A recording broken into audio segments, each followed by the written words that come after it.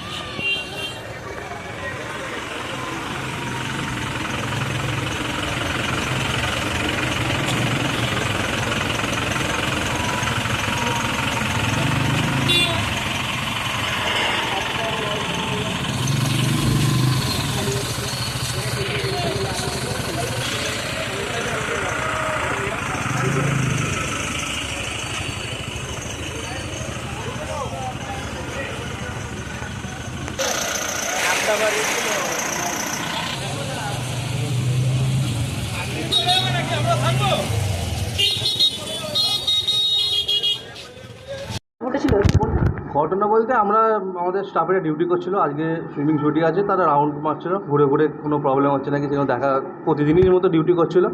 আজকেও প্রদীপ মালিক বলে আমার এক স্টাফ, এই সুইমিং পুলেরই স্টাফ, এবং শুভজিৎ রায় বলে দুটো স্টাফ, ওরা দুজন ঘুরছিল। ঘুরতে ঘুরতে কয়েকটা ছেলে দেখা গেল সুইমিং পুলে পা ঝুলিয়ে বসে আছে।